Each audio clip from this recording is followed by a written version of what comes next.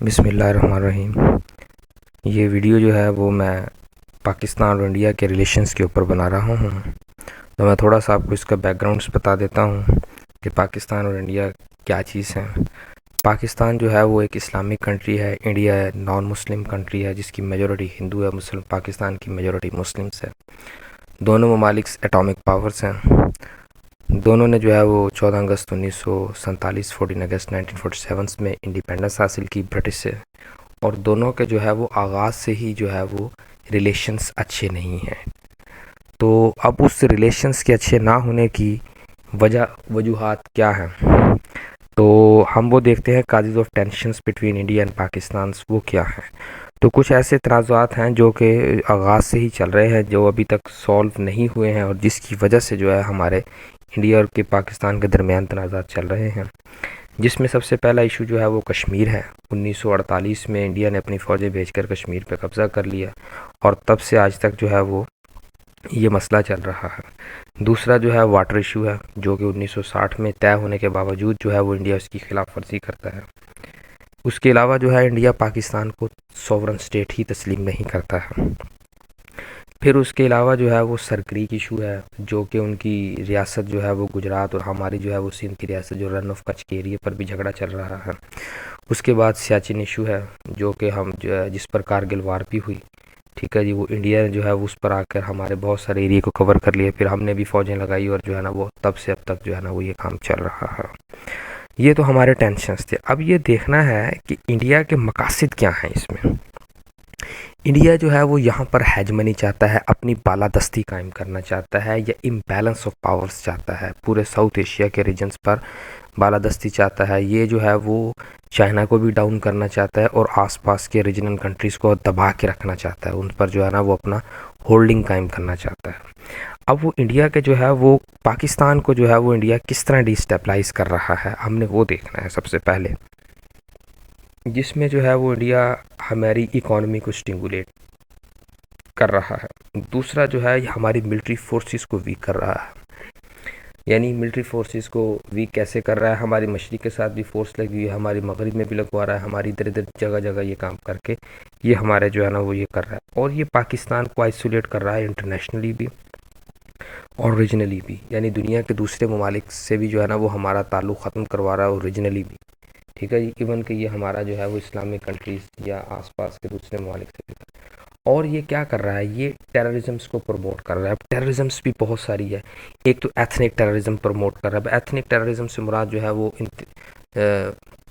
पंजाबी, सिंधी, बलोची, इस किस्म की ये दहशतगर्दी फैला रहा है। मैं आपको यहाँ पर दहशतगर्दी की डेफिनेशंस बता दूँ, जो कि मक्का डेक्लेरेशंस में सन 2000 में दुनिया के इस 56 इस्लामी ममालिक ने इसको पास किया था। उन्होंने कहा कोई भी शख्स जो सरकश है, सरकश वो होता है जो अपनी हदों को क्रॉस करता है। जो अपनी हदों को क्रॉस करता है वो जो है दहशतगर्द है, या जो किसी मासूम के दिल में दहशत फैलाए वो दहशतगर्द है। तो इंडिया जो है वो बलूचिस्तान में अलहदगी पसंदों की तहरीक, फ़िरकाबंदी की तहरीक, इसको प्रमोट कर रहा है।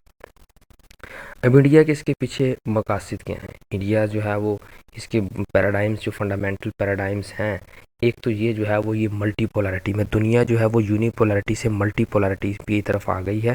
दुनिया पहले यूनिपोलर थी, यानी अमेरिका सिर्फ जो है दुनिया का whole sole supreme power of the world था। अब इसके सामने और ममालिक भी आ गए हैं, जिसमें चाइना और रूस है। और एशिया से जो है ना ये भी उभरना चाहता है, ठीक है जी। और दूसरा जो है ये इलाके में, जैसा कि मैंने आपको पहले बताया, हेजमनी चाहता है। और उसके अलावा जो है ये सार्क ऑर्गेनाइजेशंस पर भी अपनी हेजमनी चाहता है। रिसेंटली जो है वो उन्होंने पाकिस्तान को उसमें ज्वाइन ही नहीं किया। तीसरा ऑब्जेक्टिव जो है ये बाल्कनाइजेशन ऑफ पाकिस्तान चाहता है। अब ये पाकिस्तान की बाल्कनाइजेशंस की क्या चीज़ है, बाल्कनाइजेशंस क्या है।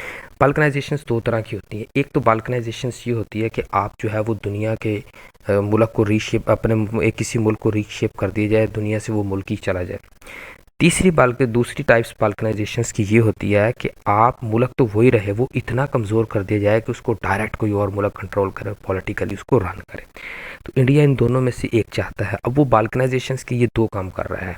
अफ़गानिस्तान को इस्तेमाल करके हमारे लिए खैबर पख्तूनख्वा का स्टंट ओपन कर रहा है ये। इधर से बलूचिस्तान में यह है वो अलहदगी पसंद तहरीक की, और बलूचिस्तान को ग्रेटर बलूचिस्तान बनाने के चक्कर में वहाँ पर मिनरल्स है, गवादर पोर्ट है, वहाँ पर दुनिया की ग्लोबल ट्रेडिंग रूट्स है, ये वहाँ पर जो है इसको कंट्रोल करके अपनी जो है वो इकॉनमी को बेहतर करेगा। उसके अलावा चाइना की डिफीट चाहता है पाकिस्तान के ज़रिए कि चाइना के प्रोजेक्ट पाकिस्तान में कामयाब ना हो। इसके ये मकासद थे। अब देखना यह है कि इन मकासद के पीछे इसकी हेल्प कौन कर रहा है। इस मकासद के पीछे एक तो इसकी हेल्प अमेरिका कर रहा है, क्योंकि अमेरिका के बहुत ज़्यादा मकासद हैं, क्योंकि गुज़िश्ता 600 साल से पॉलिटिकल पावर जो है वो अटलांटिक ओशन में रही। अब ये अटलांटिक ओशन से उठ के पैसिफिक ओशन के रीजन साउथ एशिया में आ रही है। तो अमेरिका नहीं चाहेगा कि साउथ एशिया में दो प्लेयर्स खड़े हों, रूस और चाइना। तो ये इसके ज़रिए जो है वो पाकिस्तान को डिस्टेबलाइज़ कर रहा है। तो पाकिस्तान का डिस्टेबलाइजेशन का मतलब है चाइना की डिस्टेबलाइजेशन। तो एक तो इसकी ये हेल्प कर रहा है। दूसरा जो है ये हेल्प कर रहा है अफ़गानिस्तान की, ताकि जो है वो अफ़गानिस्तान पाकिस्तान में टेररिज्म प्रमोट करे, उधर से पाकिस्तान को ये इंगेज करके हमारी आर्मी फोर्सेस को वीक करे, हमारी इकॉनमी को वीक करे और एक नया स्टैंड खुल जाए वहाँ पर, और दुनिया की आलमी तंजीमों पर ये दिखाया जाए कि जी हम जुल्म कर रहे हैं, ये कर रहे हैं, वो कर रहे हैं। इस तरह की चीज़ें जो है ना वो इंडिया चाहता है। उसके अलावा इंडिया ख़ुद भी जो है वो कश्मीर में भी हमारे लिए मसला खड़ा कर रहा है। फिर उसके अलावा हमारा पानी बंद कर रहा है। पानी हमारी जो है वो ब्लड लाइन है, वो उसको काटना चाहता है। तो उसके अलावा फिर जो है ना वो अब दोनों ममालिक ने क्या कमाया और क्या गंवाया।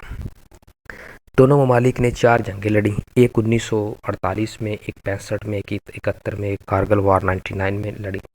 तो ये सारी जंगें जो है ना वो हमने लड़ी और बिलियंस एंड डॉलर्स जो है ना वो हमने इन पर सर्व किया, और अब भी हम इस पर कर रहे हैं सर्व।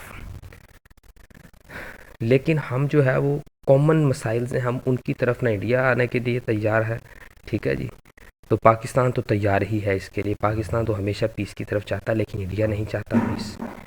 तो अब हमारे कॉमन मसाइल्स क्या हैं। अब हाल ही में कॉमन मसाइल जो देखने में आए हैं, अब IMF जो है उसकी जो मैनेजिंग डायरेक्टर है क्रिश्चियन लगार्डे, उसने कहा कि जो है ना कुछ ईज़ जो कि दोनों के लिए इम्पोर्टेंट्स है। एक उसने कहा कि दोनों में एजुकेशंस के मसाइल हैं, दोनों में जो है वो एक्सट्रीमिज़म्स के मसाइल हैं। ठीक है जी। तीसरा, दोनों में इकॉनमी के मसाइल्स हैं, हेल्थ के मसाइल्स हैं, पावर्टी के मसाइल्स हैं। इन दोनों को जो इन सारों को जो है ना ये कॉमन इशू है और मिल के सॉल्व करना चाहिए। लेकिन इंडिया जो है वो नहीं करता। ठीक है जी। लेकिन अब ये इशू सॉल्व कैसे होंगे, इसके लिए एक सार्क ऑर्गेनाइजेशंस बनी जो कि पूरे रीजन्स में पीस के लिए है। उसके लिए ये जो है वो डायलॉग से सॉल्व होंगे और promoting national interest of both countries in the regions. ठीक है जी। और उसके बाद जो है हम डिफेंस पर जो बजट खर्च करते हैं उसको कम से कम किया जाए, और उसको जो है वो लोगों की फलाह व बहबूद के लिए और दोनों के मसाइल को करने के लिए किया जाए, और अब दोनों की आपस में जो है वो ट्रेड इंटीग्रेशंस करें। ठीक है जी। लेकिन इंडिया जो है वो इसके लिए तैयार ही नहीं है। तो ये था जो है पाकिस्तान और इंडिया के रिलेशंस की। मैंने आपको काज ऑफ टेंशंस भी बताई, इंडिया के ऑब्जेक्टिव्स भी बताए, कॉमन मसाइल्स भी बताए। तो ये काम था। पाकिस्तान ने तो हमेशा पीस की तरफ हाथ बढ़ाया, लेकिन इंडिया इसके लिए रेडी ही नहीं है, क्योंकि इंडिया के कुछ मकासद और हैं। एक और बात जो है वो कुछ लोग कहते हैं कि शायद ये मसाइल फ़ौज नहीं हल होने देती।